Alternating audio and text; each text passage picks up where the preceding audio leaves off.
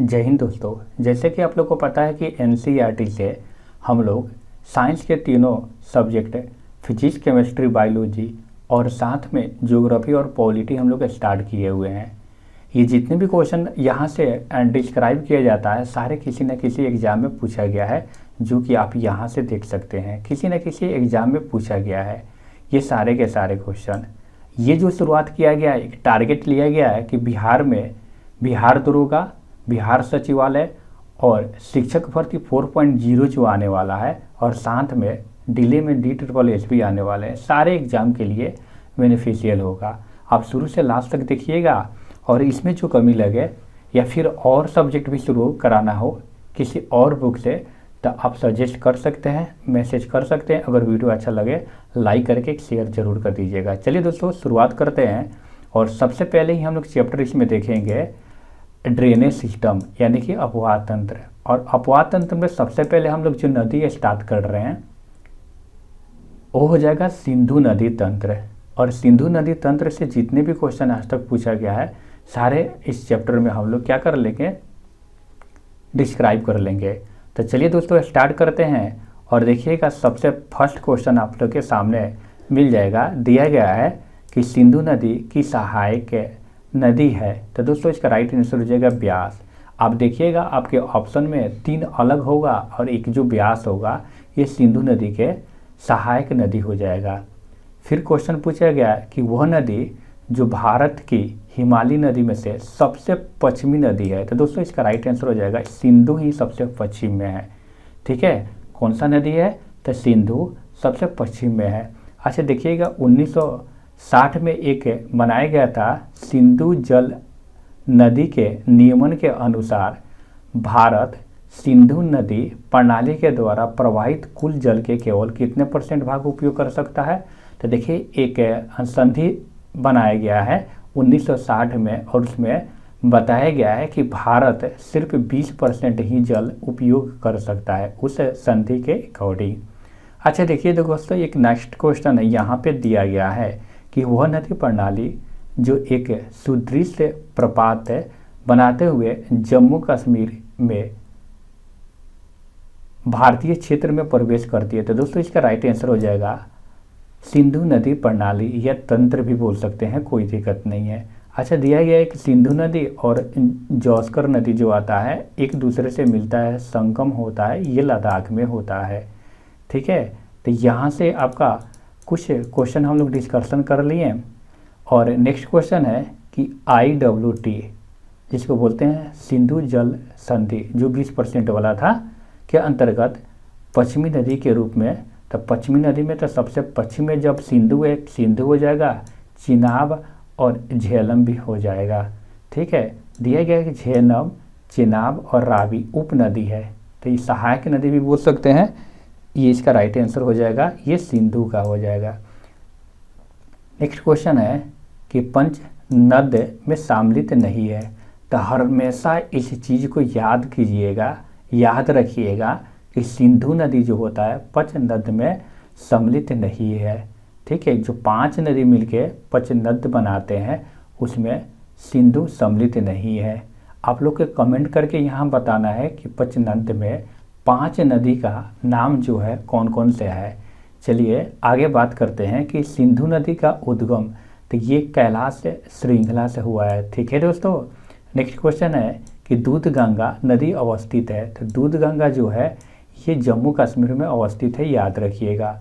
किशन गंगा अगर पूछा जाए एक सहायक नदी है तो ये झेलम का सहायक नदी है। ठीक है, नेक्स्ट क्वेश्चन यहाँ से आप आसानी से देख सकते हैं कि सोन नदी का वास्तविक स्रोत बोल रहा है। ठीक है, तो याद रखिएगा शहडोल जिले में अमरकंटक से पूछा जाएगा कि सोन नदी का वास्तविक स्रोत कहाँ से है, सोन नदी का उद्गम कहाँ से हुआ है, तो बताना कहाँ है, शहडोल जिले में अमरकंटक से। ठीक है, नेक्स्ट क्वेश्चन है कि हिमालय की सभी श्रेणियों को काटने वाली नदी, तो ये सतलज हो जाएगा। आपसे कोई क्वेश्चन पूछ देता है कि हिमालय की सभी नदियों को काटने वाली नदी कौन सा हो जाएगा, तो दोस्तों इसका राइट आंसर हो जाएगा सतलज हो जाएगा। अच्छा एक क्वेश्चन और आता है कि वह नदी जिसका उद्गम भारत में नहीं, तो दोस्तों ये सतलज हो जाएगा। नेक्स्ट क्वेश्चन है कि ब्यास और सतलज नदियों के मध्य फैला हुआ है, तो ये याद रखिएगा, बोल रहा है ना कि ब्यास एवं सतलज नदियों के मध्य फैला हुआ है, तो इसको बोलते हैं विष्ट दोआब। नेक्स्ट क्वेश्चन है कि सिंधु नदी की सहायक नदी समुद्र जल से 4000 मीटर ऊंचाई पर रोहतांग दर्रे के पास निकलती है, तो दोस्तों याद रखिएगा ये जो निकलती है ब्यास नदी निकलती है। एक और क्वेश्चन पूछा गया था कि सिंधु नदी ग्रेट इंडियन डेजर्ट के देश में स्थित है, तो ये पश्चिम भाग में स्थित है। जो ग्रेट इंडियन डेजर्ट है उसके पश्चिम भाग में ये स्थित है। चलिए हम लोग चलते हैं नेक्स्ट क्वेश्चन पे। नेक्स्ट यहाँ से देखेंगे ब्रह्मपुत्र नदी, और ब्रह्मपुत्र नदी से रिलेटेड आज तक जितने भी क्वेश्चन पूछा गया है सारे इस वीडियो में हम लोग डिस्कशन कर लेंगे। चलिए फर्स्ट क्वेश्चन यहाँ ब्रह्मपुत्र से रिलेटेड दे दिया गया है कि इस नदी की कुल लंबाई देखिएगा तो 29 किलोमीटर है। ये तिब्बत में देखिएगा एक ग्लेशियर है जहाँ से शुरू होती है, उसका नाम है चेमांग यूंग ड्यूंग, जहाँ इसे सांगपो कहा जाता है। ठीक है, कहीं कहीं पे आपको तो सांगपो दिया गया है तो कुछ दिक्कत नहीं है। और दिहंग नाम के तहत भारतीय क्षेत्र यानी कि अरुणाचल प्रदेश में प्रवेश करती है। इसकी सहायक नदी देखिएगा, या फिर आप देखिएगा उप नदी भी बोला जाता है, सुबनसिरी, कामेंग, धनसिरी, मानस, तीस्ता। ठीक है, तो ये सारे किसके बारे में बात हो रहा है दोस्तों? तो ये जो बात हो रहा है आप देखिएगा तो ये ब्रह्मपुत्र के बारे में बात हो रहा है। ब्रह्मपुत्र कहाँ से निकलती है कोई पूछेगा, तो ये तिब्बत से निकलती है। तिब्बत से देखिएगा एक चियाम युंग जो ग्लेशियर है वहीं से निकलता है और सांगपो नाम से निकलता है। लेकिन जैसे अरुणाचल प्रदेश में यू मोड़ पे ये मोड़ लेकर अरुणाचल प्रदेश में एंट्री मारता है, उसका नाम हो जाता है दिहंग। अच्छा, नेक्स्ट क्वेश्चन है भारत की 3 महत्वपूर्ण नदियों का स्रोत हिमालय स्थित मानसरोवर झील के निकट से निकलती है। तो याद रखिएगा, अभी तक पढ़े हैं लोग, सिंधु हो जाएगा और दूसरा तो पढ़ ही लिए लोग, दूसरा क्या पढ़े लोग, ब्रह्मपुत्र। और एक और दोस्तों याद रखिएगा, इसका राइट आंसर हो जाएगा सतलज, यानी कि 3 नाम क्या हो जाएगा, ब्रह्मपुत्र, सिंधु और सतलज हो जाएगा। ये तीनों आपको तिब्बत से निकलता है। ठीक है, नेक्स्ट क्वेश्चन है कि बांग्लादेश में प्रवेश करने के बाद देश नदी को निचले मार्ग में जमुना के रूप में जाना जाता है। तो ये ब्रह्मपुत्र नदी के बारे में बात कर रहा है। जैसे बांग्लादेश में प्रवेश करता है तो ये जमुना के नाम से जाना जाता है। नेक्स्ट क्वेश्चन है, चलिए हम लोग आगे बढ़ते हैं और यहाँ से देखिएगा नेक्स्ट क्वेश्चन, यहाँ से देखते हैं दिया गया वह नदी जो हिमालय की सबसे पूर्वी सीमा को चिन्हित करती है। तो दोस्तों इसका राइट आंसर हो जाएगा सबसे पूर्वी सीमा। तो ये ब्रह्मपुत्र के बारे में बात कर रहा है। दिया गया कि प्रसिद्ध माजुली द्वीप स्थित है, तो याद रखिएगा ब्रह्मपुत्र नदी पर स्थित है। एक क्वेश्चन पूछा गया था, ये बहुत सारे एग्जाम में पूछा गया है, रेलवे में पूछा गया था, एनटीपीसी में पूछा गया था, उसके बाद एसएससी सीजीएल में पूछा गया था, एसएससी जीडी में भी पूछा गया है। ये क्वेश्चन देखिएगा, दिया गया है कि अपने प्रवाह के दौरान डैश नदी तिब्बत से होकर गुजरती है, जहां इसे सांगपो के नाम से जाना जाता है। ये भारतीय राज्यों अरुणाचल प्रदेश और असम और फिर वहाँ देखिएगा बांग्लादेश में एंट्री मारती है या गुजरती है। तो दोस्तों इसी का नाम है ब्रह्मपुत्र नदी, याद रखिएगा। ठीक है, चलिए नेक्स्ट क्वेश्चन की ओर बढ़ते हैं। दिया गया है कि वह नदी जिसका उद्गम भारत में नहीं, तो याद रखिएगा 3 नदी के तो सिंधु, सतलज, ब्रह्मपुत्र। तो आपका ऑप्शन जैसे हो उसके अकॉर्डिंग काम करना है। नेक्स्ट क्वेश्चन है कि ब्रह्मपुत्र नदी का उद्गम स्थल, तो ब्रह्मपुत्र नदी के ये तिब्बत में मानसरोवर झील के से हुआ है।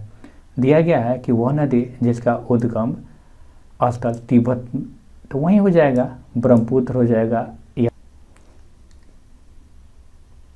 चलिए यहाँ दिया गया है कि सादिया और धुबरी के बीच राष्ट्रीय अंतर्देशीय जलमार्ग स्थित है। तो दोस्तों इसका राइट आंसर हो जाएगा ब्रह्मपुत्र नदी पर। दिया गया है कि वह नदी पहले गंगा की सहायक नदी थी और वर्तमान में ब्रह्मपुत्र की सहायक नदी, तो ये तीस्ता हो जाएगा।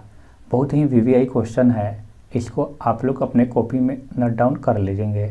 नेक्स्ट क्वेश्चन है कि हिमालय की नदियों का एक प्रमुख गुण है, तो दोस्तों इसका राइट आंसर हो जाएगा नदी अपहरण।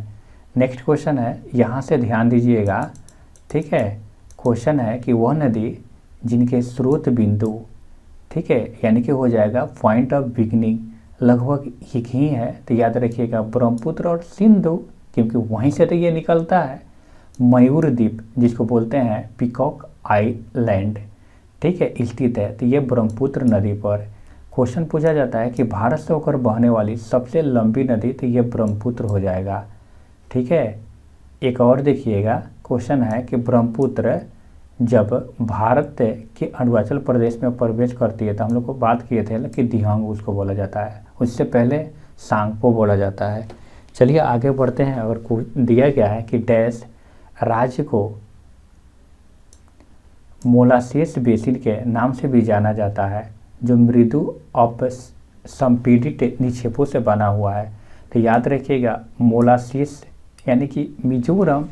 नेक्स्ट क्वेश्चन है कि हिमालय की पूर्वी सीमा को चिन्हित करती है, हिमालय के पूर्वी सीमा को चिन्हित करती है, तो दोस्तों इसका राइट आंसर हो जाएगा आपका ब्रह्मपुत्र नदी, ठीक है। अब चलिए यहाँ से आगे बढ़ते हैं। और दिया गया है, यहाँ से आगे बढ़िएगा, तो ये क्वेश्चन दिया गया कि लोहित नदी देश का सहायक नदी है, तो लोहित हम लोग को दिखे हुए थे ऊपर, ये ब्रह्मपुत्र के। दिया गया सियांग, तिरप, कामेंग डैश राज्य में पाई जाने वाली ये सारे नदियाँ थे, ये अरुणाचल प्रदेश से, याद रखिएगा।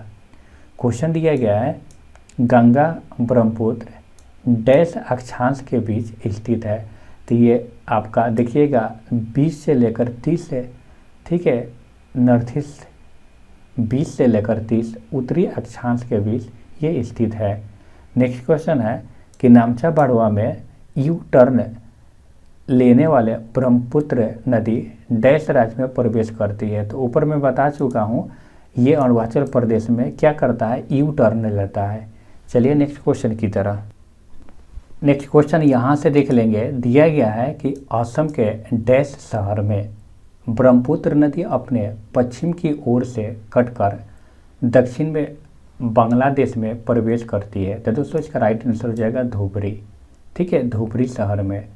चलिए नेक्स्ट क्वेश्चन है पश्चिम बंगाल और सिक्किम दोनों राज्यों से होकर बहती है, तो ये तीस्ता नदी हो जाएगा। नेक्स्ट क्वेश्चन है कि डैश नदी की द्रीव, मथुन, तलोन, एमे, आही, एमरा और आवा नामक सहायक नदी है, तो दोस्तों इसका राइट आंसर हो जाएगा दिबांग की, ठीक है। कोई पूछेगा मिथुन, द्री, तलोन, ये सब दिबांग का सहायक नदी हो जाएगा। दिबांग किसका हो जाएगा, ब्रह्मपुत्र के। अच्छा देखिए गया धनसिरी डैश नदी की सहायक नदी है, तो धनसिरी, सुबनसिरी ये सब है ना, ये ब्रह्मपुत्र नदी के सहायक नदी हो जाएगा। चलिए दोस्तों मिलते हैं नेक्स्ट वीडियो में। और नेक्स्ट वीडियो में अब हम लोग यहाँ से देख लेंगे नेक्स्ट वीडियो में गंगा। चलिए दोस्तों मिलते हैं नेक्स्ट वीडियो में। और नेक्स्ट वीडियो में हम लोग देखेंगे गंगा नदी तंत्र से आज तक जितने भी क्वेश्चन पूछा गया है किसी भी एग्जाम में, सभी हम लोग डिस्कशन कर लेंगे एक एक। और किसी भी टाइप के सजेशन होगा या फिर आपके माइंड में बातें चलता होगा, आप एक बार ज़रूर कमेंट कीजिएगा, मैं रिप्लाई देने की कोशिश करूँगा। मिलते हैं नेक्स्ट वीडियो में। Thanks for watching, bye bye.